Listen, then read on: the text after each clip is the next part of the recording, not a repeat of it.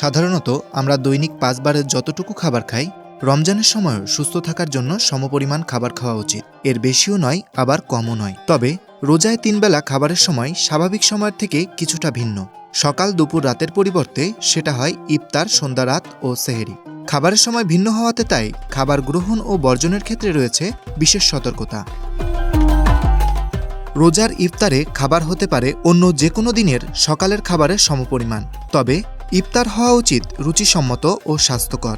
এ সময় খাদ্য তালিকায় অনেক বেশি উপকরণ রাখা উচিত নয়। তাহলে দেখা যাবে শুধু ইফতারেই পূরণ হয়ে যাবে সারাদিনের বরাদ্দকৃত ক্যালোরি।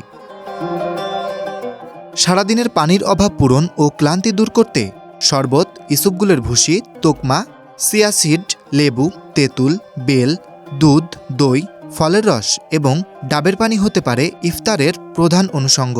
দই বড়া, হালিম, পাকুড়া, চিরা দই, পাকা কলা, ঘুগনি, খেজুর, তেহারি, ফ্রায়েড রাইস, নরম খিচুড়ি, মাছের চাপ এসবও রাখা যেতে পারে খাবারের তালিকায়।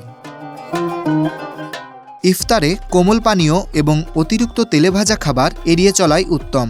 বেশি তেলেভাজা খাবারে বদহজম, গ্যাস্ট্রাইটিস, ওজনাধিক্য, রক্তে চর্বির পরিমাণ বৃদ্ধি পায়। এদিকে পেটে চর্বির স্তর বেশি থাকলে ক্ষুধা অনুভূত হয় বেশি। অর্থাৎ ইফতারে অতিরিক্ত খাবার ক্ষুধার তীব্রতা বাড়িয়ে দেয়। রোজার সময় সন্ধ্যা রাতের খাবার সাধারণত হালকা হলেই ভালো। কম মশলায় রান্না করা খাবারই এ সময় অধিক স্বাস্থ্যকর বলে মনে করেন চিকিৎসকরা। তবে ডাল বাদ দিলেও ক্ষতি নেই।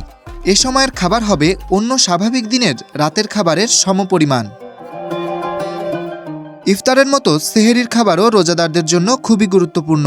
এ সময় খাদ্য তালিকায় রাখা যায় ভাত অথবা রুটির সাথে মাছ, মাংস, ডিম, ডাল, সবজি, দুধ অথবা দই।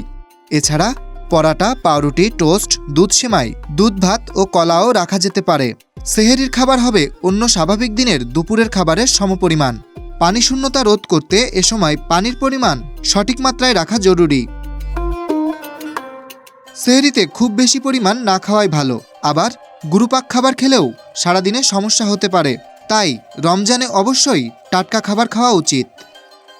Dhaka express desk report.